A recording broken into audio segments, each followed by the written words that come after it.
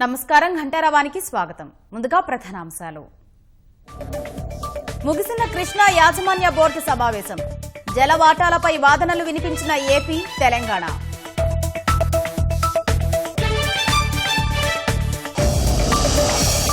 డ్రైవర్ల ఖాతాల్లోకి వాహన మిత్ర సొమ్ము. లాక్డౌన్ కారణంగా ముందుగానే అందజేత.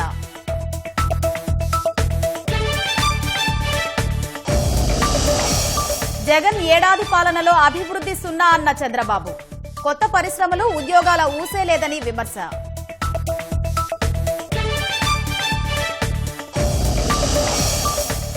రాష్ట్రంలో 98 మందికి కొత్తగా కరోనా.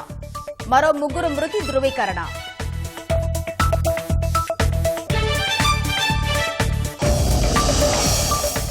రెండు 2550 మంది విదేశీ తబ్లిగీ కార్యకర్తలపై చర్యలు.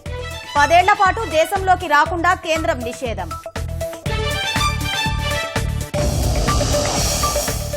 భారత్, ఆస్ట్రేలియా మధ్య ద్వైపాక్షిక చర్చలు. ఇండో పసిఫిక్ రీజియన్లో కలిసి నడవాలని నిర్ణయం.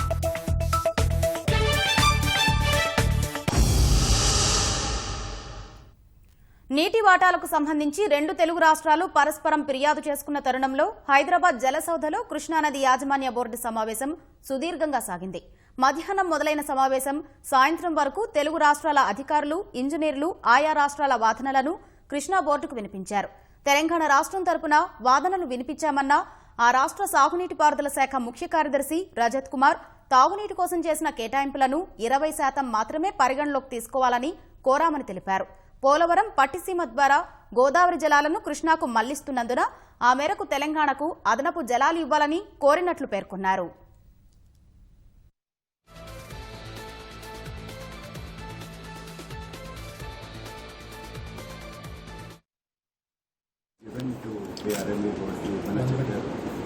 అదేవిధంగా మిగతా అన్ని కూడా మన క్లెయిమ్స్ ఉన్నాయి. కొన్ని ఇష్యూస్ లాంగ్ స్టాండింగ్ పెండింగ్గా ఉన్నాయి. ఫర్ ఎగ్జాంపుల్ కృష్ణా బేసిన్కి వస్తుంది పోలవరం ప్రాజెక్ట్ నుండి, దానికి అలొకేషన్ అది అని మోస్ట్ ఆఫ్ ద ఇష్యూస్ ఇక్కడ మేము మన క్లెయిమ్స్ ప్రెజెంట్ చేసాము. డ్రింకింగ్ వాటర్కి కూడా యాక్చువల్గా మనకు 16.5 TMC హైదరాబాద్కి ఉంది. బచావట వాటి ప్రకారం మనకు 20% చూపించాలి, కానీ లెక్కలు మొత్తం చూపిస్తున్నారు.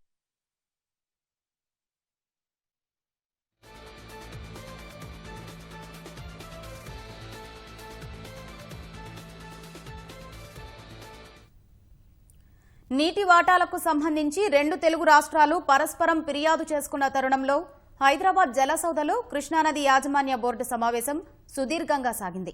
మధ్యాహ్నం మొదలైన సమావేశం సాయంత్రం వరకు తెలుగు రాష్ట్రాల అధికారులు, ఇంజనీర్లు ఆయా రాష్ట్రాల వాదనలను కృష్ణా బోర్డుకు వినిపించారు. తెలంగాణ రాష్ట్రం తరపున వాదనలు వినిపించామన్న ఆ రాష్ట్ర సాగునీటి పారుదల శాఖ ముఖ్య కార్యదర్శి రజత్ కుమార్ తాగునీటి కోసం చేసిన కేటాయింపులను 20% మాత్రమే పరిగణలోకి తీసుకోవాలని కోరామని తెలిపారు. పోలవరం, పట్టిసీమ ద్వారా గోదావరి జలాలను కృష్ణాకు మళ్లిస్తున్నందున ఆ మేరకు తెలంగాణకు అదనపు జలాలు ఇవ్వాలని కోరినట్లు పేర్కొన్నారు.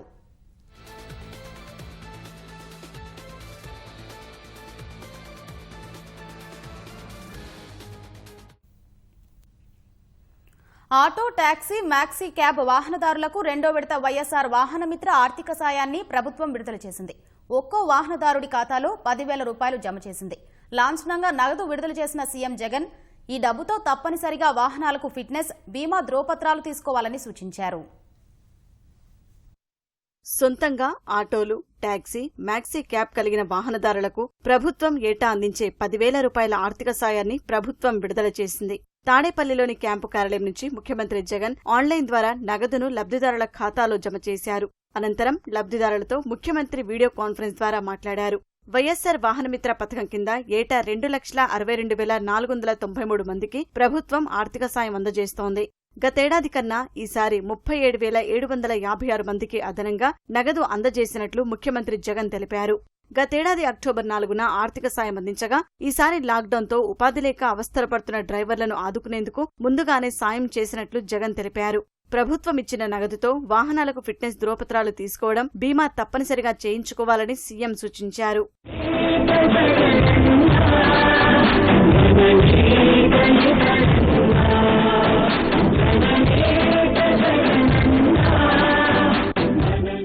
ప్రభుత్వం ఇచ్చే ఈ సొమ్ముతో తప్పనిసరిగా ఇన్సూరెన్సు, ఫిట్నెస్ సర్టిఫికెట్లు ఖచ్చితంగా తీసుకోమని ప్రతి ఆటో, ప్రతి టాక్సీ అన్నదమ్మునికి కూడా సవినీయంగా తెలియజేస్తా ఉన్నాను. ఎందుకంటే మిమ్మల్ని నమ్ముకుని ప్యాసింజర్లు కూడా బండ్లు ఎక్కుతారు. మన ఏదైనా పొరపాటు ఏదైనా జరిగింది అని అంటే మీకు ఇబ్బందే, ప్యాసింజర్లు వెనకలు కూర్చున్న వాళ్లకు కూడా ఇబ్బందే. కాబట్టి ఖచ్చితంగా ఈ సొమ్మును ఫిట్నెస్ సర్టిఫికెట్ ఒకవేళ ఎవరైనా తెచ్చుకోకపోయిందంటే ఉపయోగపెట్టుకుని వాడండి అని కూడా రిక్వెస్ట్ చేస్తా ఉన్నా అందరికీ కూడా. అర్హులైన వారికి ఆర్థిక సాయం అందకపోతే తక్షణం వార్డు, గ్రామ సచివాలయాల్లో గాని స్పందన వెబ్సైట్లో దరఖాస్తు చేసుకుంటే వచ్చే నెల 4న నగదు జమ చేయనున్నట్లు సీఎం వివరించారు. అర్హత ఉన్నవారందరికీ ప్రభుత్వ సంక్షేమ పథకాలు పారదర్శకంగా అందజేస్తామని సీఎం జగన్ తెలిపారు. ఎలాంటి వివక్ష, అవినీతికి ఆస్కారం లేకుండా అందరినీ ఆదుకుంటామని సీఎం స్పష్టం చేశారు. ఎక్కడైనా పొరపాటున ఎవరికైనా రాని పరిస్థితి ఎక్కడైనా ఉంటే ఎవరు కూడా కంగారు పడాల్సిన పనుల. ఆ అర్హత ఉండి రాని పరిస్థితిలో ఉన్నవారు మనం గ్రామ సెక్రటేరియట్కు వెళ్ళండి, ఆ వార్డు సెక్రటేరియట్కు వెళ్ళండి. అక్కడ క్లియర్ కట్ గా ఎలిజిబిలిటీ క్రైటీరియా ఏమిటి, ఆ అర్హతలు మనకు ఉన్నాయి అని అనుకుంటే ఎవరైనా మిస్ అవుట్ అయిపోయిందంటే వెంటనే మీరు అప్లికేషన్ పెట్టుకోండి. రేపు నెల 4వ తారీఖు కల్లా వాటికి కూడా పూర్తిగా ఇచ్చేటట్టుగా కూడా చేస్తాం. రాష్ట్ర వ్యాప్తంగా సీఎం జగన్ చిత్రపటాలకు ఆటో డ్రైవర్లు పాలాభిషేకాలు నిర్వహించారు. కష్టకాలంలో ఆర్థిక సాయం అందించి ఆదుకున్నందుకు కృతజ్ఞతలు తెలిపారు. నీటి వాటాలకు సంబంధించి 2 తెలుగు రాష్ట్రాలు పరస్పరం ఫిర్యాదు చేసుకున్న తరుణంలో హైదరాబాద్ జలసౌధలో కృష్ణానది యాజమాన్య బోర్డు సమావేశం సుదీర్ఘంగా సాగింది. చైర్మన్ పరమేశం మీడియాతో మాట్లాడుతున్నారు. ప్రత్యక్ష ప్రసారం ద్వారా చూద్దాం. Excluding minor irrigation and diversion of Godavari waters. This year they have agreed to continue the same ratio of sharing till finalization of decision regarding minor irrigation and diversion of Godavari waters to Krishna River. Both the states have agreed the importance of telemetry phase 2.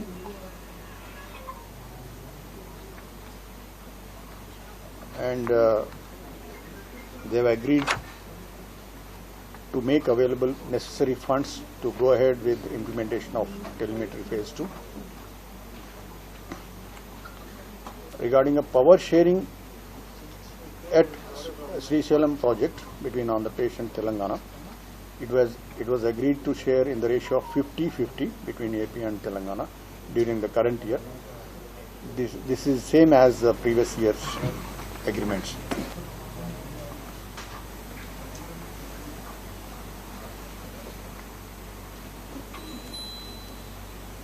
There was a request by the state governments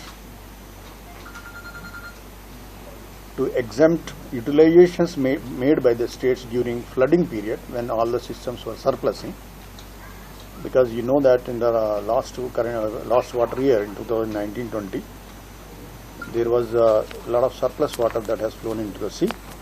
During that period they wanted to share the water of that surplus water that has flown,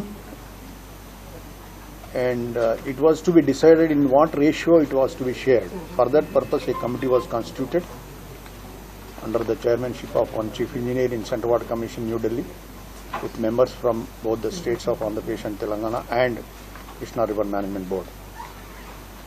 Tentatively it was agreed to share that surplus water in the ratio of 50 and 50 between AP and Telangana till finalization of the issue by that committee.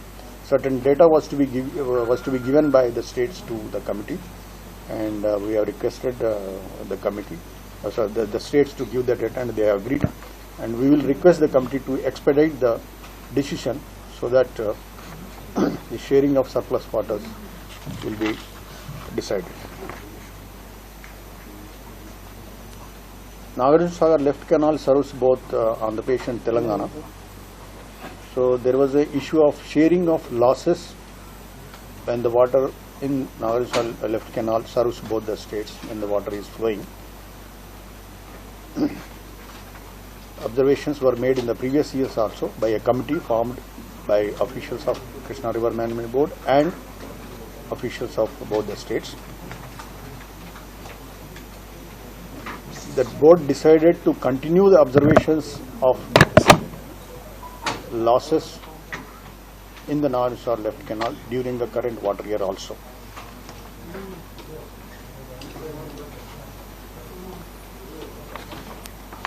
There was an issue regarding accounting of only 20% of withdrawals made towards domestic water supply as consumptive use.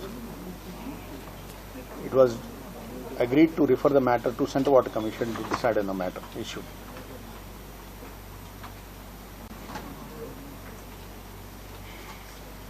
Regarding use of carryover part of water share of Telangana and Srisailam Nagarjuna Sagar projects, the government of Telangana's contention to account it as a part of allocation in previous water year. The matter will be discussed after getting views of government of AP.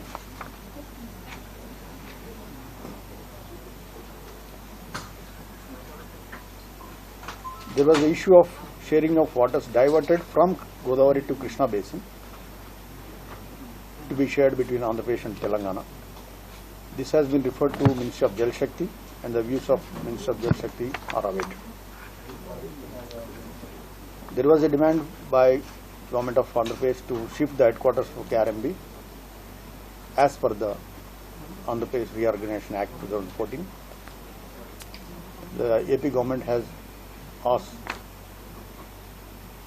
the board to shift the headquarters to its capital city. In the earlier meeting taken by Ministry of Home Affairs on the issues arising out of AP Reorganization Act, it was decided that final decision regarding shifting of headquarters will be taken by Minister of Jal Shakti, and this matter was also discussed in earlier meetings, etc. And this issue will be referred to our Union Ministry of Jal Shakti for appropriate decision regarding shifting of headquarters of KRM. So these are the important issues, in which there are certain other issues also, not very important. That's why this is a press release we want to give. Sir రెండు రాష్ట్రాలు పరస్పరం ఫిర్యాదులు చేశాయి. చెప్పండి. తెలుగులో అంటే ఇవి కాకుండా వేరే ఏమైనా ఇష్యూస్ ఉంటే ఇంకా ఏం పోతిరెడ్డి పాడుకు సంబంధించి ఫిర్యాదు చేసింది తెలంగాణ ప్రభుత్వం 203 జీవో దాని మీద ఏం discussion? Already this matter was communicated, and KRMB direction was already given to the state governments to submit the DPRs and not to go ahead with the project. That was already communicated. It's open in the press. అంటే చాలా ప్రాజెక్టులు పాతవే మేము కొత్తవే చేపట్టలేదు అని రెండు రాష్ట్రాలు కూడా చెప్తున్నాయి సార్. దానికి సంబంధించి బోర్డు ఒపీనియన్ అదే చెప్పాను కదా, ఫస్ట్ పాయింట్ లో అదే board has asked to submit the detail project reports. మీరు కొత్త ప్రాజెక్ట్సా పాత ప్రాజెక్ట్సా ఏవైనా కూడా ఏవైతే అప్రైజ్ చేయలేదో, ఏవైతే శాంక్షన్ చేయబడలేదో వాటన్నిటి డీటెయిల్ ప్రాజెక్ట్స్ రిపోర్ట్స్ సబ్మిట్ చేయాలని చెప్పాము బోర్డు. అంటే మళ్ళీ ఫర్దర్ మీటింగ్ ఏమైనా ఉంటుంది సార్ దీని మీద? ఇప్పుడు ఇంకేం లేదు. డిపిఆర్స్ ఇచ్చిన తర్వాత మళ్ళీ ఫర్దర్ డిపిఆర్స్ టెక్నికల్ గా ఇక్కడ అప్లై చేస్తాం. అది అందులో ఏమున్నది మీటింగ్స్ జనరల్ గా మీటింగ్స్ ఉండవు. ఏమైనా అబ్జర్వేషన్స్ ఉంటే అడుగుతాం స్టేట్స్ ని, మళ్ళీ స్టేట్స్ రిప్లై ఇస్తారు. ఇచ్చిన తర్వాత బోర్డు మెయిన్ ఫంక్షన్ ఒకటి ఏంటంటే ప్రాజెక్ట్ రిపోర్ట్స్ అప్లై చేయడం. అవి ఇక్కడ అప్లై చేసిన తర్వాత సెంట్రల్ వాటర్ కమిషన్ ఒపీనియన్ కూడా తీసుకుంటాం. ఎందుకంటే కొన్ని ఇష్యూస్ ఇంటర్స్టేట్ మ్యాటర్స్ ఉంటాయి, లేదా కొన్ని హైడ్రాలజీ సంబంధించిన మ్యాటర్స్ ఉంటాయి, డిజైన్స్ ఉంటాయి, రకరకాల ఇష్యూస్ ఉంటాయి కదా. అవి సెంట్రల్ వాటర్ కమిషన్ కూడా అప్లై చేయాలి as per the act only. So రెండు టెక్నికల్ క్లియరెన్స్ ఇచ్చిన తర్వాత ఎపెక్స్ కౌన్సిల్లో పెడతాం. That is the process. Meetings అవసరం లేదు నార్మల్.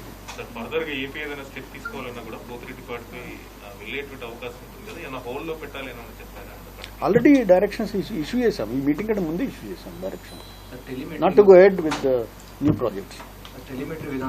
ఎక్కడెక్కడ పెట్టారు sir second phase? Already list ఇచ్చామండి. ఒక 9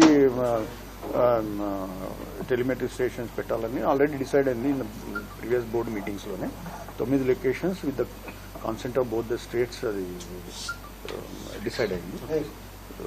నాగరిసార్ లెఫ్ట్ రైట్ కెనాల్స్ ఉన్నాయి, పోతిరెడ్డిపాడు ఉంది, కేసీ కెనాల్ ఉంది, ఆల్ ఇంపార్టెంట్ లొకేషన్. లేదండి, we are awaiting the direction by ministry of Jal Shakti, because this is the board under the administrative control of union ministry of Jal Shakti. So that ministry has to give a direction. Apex council meeting కోసం కేంద్ర జలశక్తి శాఖ మిమ్మల్ని agenda పంపమని అడిగింది KRMB. అంటే బేసిక్గా apex కౌన్సిల్లో ఎవరుంటారు? స్టేట్ గవర్నమెంట్స్ చీఫ్ మినిస్టర్స్, ఇద్దరు honourable chief ministers, they are members. Honourable union minister is the chairman. బేసిక్గా ఎజెండా అనేది స్టేట్ గవర్నమెంట్స్ ఇవ్వాలి. సో మేము కూడా అడిగాము స్టేట్ గవర్నమెంట్స్ని. So they have to give agenda for apex council. Telangana చెప్తుంది గత ఏడాది వాడని వాటర్ ఏవైతే ఉన్నాయో ఆ వాటర్ని మళ్ళీ ఈ సంవత్సరం యూజ్ చేసుకోవడానికి పర్మిషన్ ఇవ్వాలి. ఇది డిస్కషన్ అయింది, కానీ ఫైనల్ డిసిషన్ ఏం తీసుకోలేదు. Matter will be discussed again after getting views of Andhra Pradesh. ఎందుకంటే ఆ ఎజెండా జస్ట్ ఇవాళే వచ్చింది. అది పూర్తిగా డిస్కస్ చేయడము, అక్రాస్ ద టేబుల్ డిసైడ్ చేయడం కుదరదు. అది కాంప్లికేటెడ్ ఇష్యూ ఉంటుంది. కాబట్టి వ్యూస్ ఆఫ్ ఆంధ్రప్రదేశ్ వచ్చిన తర్వాత that will be discuss. Srisailam Nagarjuna Sagar ప్రాజెక్టులు కట్టినప్పటి నుంచి ఇప్పటి వరకు క్యారీ ఓవర్ కింద ఎప్పుడు ఏ సంవత్సరం పెట్టింది లేదు. దీన్ని ఎట్లా ఆల్రెడీ చట్టంలో కూడా చెప్పింది క్యారీ ఓవర్ పెట్టుకోమని చెప్పేసి, పెట్టుకుంటేనే ఫర్దర్ ఇరిగేషన్ పీరియడ్ కు ఉంటుంది. కానీ పెట్టడం లేదు. రెండు, మీరేమో సర్ప్లస్ వాటర్ తెలంగాణ 50%, ఏపీ 50% అన్నారు. సర్ప్లస్ వాటర్ అనేది ఏ స్థాయి నుంచి లెక్కిస్తారు, అసలు ఎలా? అదే అంటున్నా, దానికోసమే కమిటీ వేశారు. ఇప్పుడు అది నేను అక్రాస్ ద టేబుల్ చెప్పలేను. ఇప్పుడు దానికి రూల్ కర్వ్స్ అని ఉంటాయి. ఫర్ ఎగ్జాంపుల్ ప్రాజెక్ట్ని ఎట్లా ఆపరేట్ చేయాలి అని రూల్ కర్వ్స్ ఉంటాయి. అంటే ఫలానా డేట్లో June 1st మీరు ఏ లెవెల్ ఉంచాలి, June 15th ఏ లెవెల్ ఉంచాలి, July 1st ఏ లెవెల్ ఉంచాలి అని ఒక రూల్స్ ఉంటాయి, రూల్ కర్వ్స్ ఉంటాయి ప్రతి ప్రాజెక్ట్కి. దాని ప్రకారం ఫాలో కావాలి. ఫాలో కాకపోవడం వల్లనే కేరళలో 2019లో చాలా ఫ్లడ్స్ వచ్చినాయి, రూల్ కర్వ్ ఫాలో కాకపోవడం వల్లనే. ఇప్పుడు రూల్ కర్వ్ డిసైడ్ చేశారు. మొన్న సెంట్రల్ వాటర్ కమిషన్కి వెళ్ళి they decided rule curves for the projects. So ఇలాంటి ఇష్యూస్ ఉంటాయి. ఆ రూల్ కర్వ్స్ కంటే ఎక్కువ పోయిన వాటర్ని సర్ప్లస్ అనవచ్చు. సో ఇట్ హ్యాస్ గాట్ అంటే వేరే ఫ్యాక్టర్స్ కూడా ఉంటాయి. ఏ లెవెల్కి వెళ్తే, ఏ టైంకి ఏ లెవెల్కి వెళ్తే సర్ప్లస్ అనాలి, అంత ఈజీగా తేల్చేది కాదు. కాబట్టి కమిటీ వేశారు. కమిటీ ఎప్పట్లో కాన్స్టిట్యూట్ కావచ్చు సార్? కమిటీ ఆల్రెడీ కాన్స్టిట్యూట్ అయింది. ఒకసారి వీడియో కాన్ఫరెన్స్ ద్వారా, ఎందుకంటే కోవిడ్ ఉండడం వల్ల వీడియో కాన్ఫరెన్స్ ద్వారా మీటింగ్ అయింది. వాళ్ళు డేటా అడిగారు స్టేట్స్ని. డేటా పూర్తిగా ఇవ్వలేదు. ఒక స్టేట్ ఇచ్చింది, ఒక స్టేట్ ఇస్తామని చెప్పారు. So we are asked the state to give the data. They said they will give 1 month time and we'll request the committee to finalise the issue as well as possible. కమిటీలో central water commission chief engineer New Delhi ఒకరు ఉన్నారు, is the chairperson. Inter state waters wings of Andhra Pradesh and Telangana నుంచి members ఉన్నారు. And 1 member of Krishna river management ఒక member ఉన్నారు. That is the committee constitution. And ఇది కాదు, ఇంకొకరు ఉన్నారు hydrology and inter state matters వాళ్ళు. సార్, లెఫ్ట్ కెనాల్ కి సంబంధించిన మెయిన్ ఆబ్జెక్షన్స్ ఏంటి సార్ ఏపీ చేస్తున్నటువంటి? ఏపీ అబ్జెక్షన్ అని కాదు, ఏంటంటే వాటర్ వాళ్ళకి రీచ్ కావట్లేదు. వాళ్ళకు ఎంత ఇయర్ మార్క్ చేస్తున్నామో అంత రీచ్ కావట్లేదు. ఎందుకంటే లాసెస్ ఎక్కువ ఉంటున్నాయి. మధ్యలో పంపింగ్ కూడా ఉంటుంది, కొన్ని ఆథరైజ్డ్, కొన్ని unauthorized. That's the problem, basic problem. Sir, telemetry మీరు సెకండ్ ఫేజ్ అంటుంటారు. ఫస్ట్ ఫేజ్ లోనే చాలా ప్రాబ్లమ్స్ ఉన్నాయి. టెలిమెట్రీ దగ్గర సరిగా రికార్డు కావట్లేదు. లేదు, ప్రాబ్లమ్స్ ఏమీ లేవు. యాక్చువల్లీ క్యాలిబ్రేషన్ అనేది జరిగింది ఫర్ లాస్ట్ 3 seasons. 3 seasons అన్ని.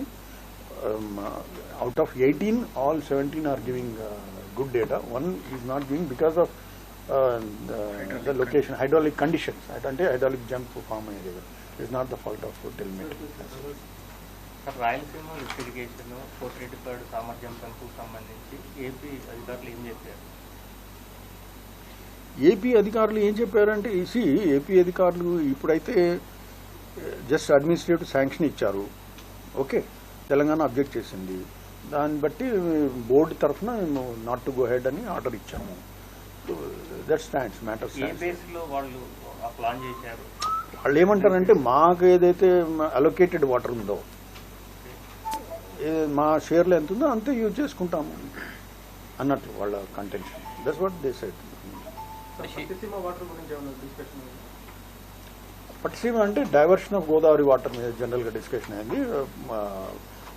80 TMC డైవర్ట్ చేసినప్పుడు 45 TMC combined state of Andhra Pradesh allocation ఉంది కదా. ఆ 45లో తెలంగాణకి ఆంధ్రాకి ఎంత రావాలి డిసైడ్ చేయమని చెప్పారు. సో So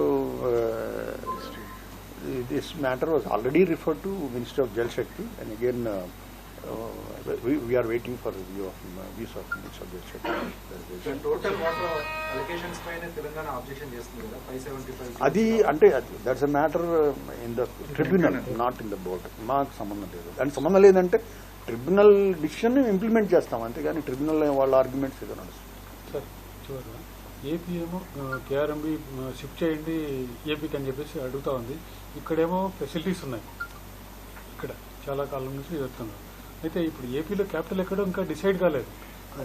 వాళ్ళ చూడండి, అది అంటే చాలా మంది ఇంకా అంత తొందరగా ఉందని చెప్పేసి అంటున్నారు. మరి మీరు ఎట్లా? ఇప్పుడు అది ఇప్పుడు ఏపీ స్టేట్ లో ప్రస్తుతం ఉన్నది క్యాపిటల్ విజయవాడలోనే ఉంది. వాళ్ళు అక్కడికే షిఫ్ట్ చేయమంటున్నారు. వాళ్ళ ఇంటర్నల్ మ్యాటర్, మనం చెప్పలేం కదా మీ క్యాపిటల్ ఎక్కడ పెట్టుకున్నాం. That is their internal matter. And act says that this has to be located in Andhra Pradesh.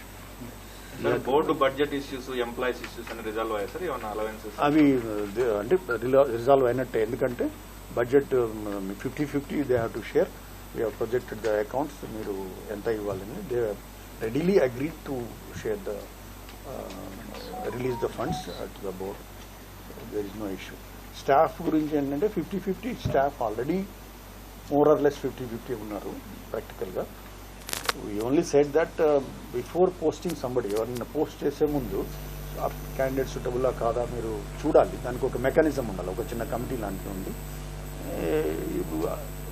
Water మేనేజ్మెంట్లో ఎక్స్పీరియన్స్ ఉందా లేదా, రిటైర్మెంట్ ఎంత దగ్గర ఉంది, ఎంత దూరం ఉంది, ఇలాంటి ఇష్యూస్ చూడాలి. 3 నెలలు రిటైర్ చేశారనుకోండి ప్రాబ్లమేటిక్ ఉంటుంది కదా.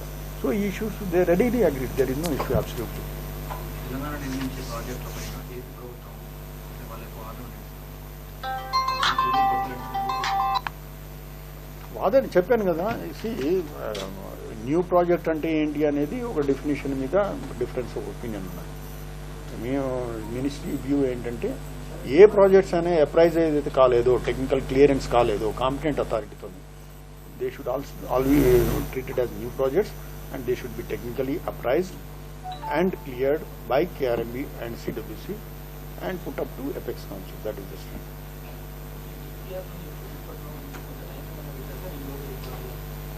ఎందుకంటే టైం పెట్టలేకపోయాము, ఎందుకంటే they said that we have to take permission of their government.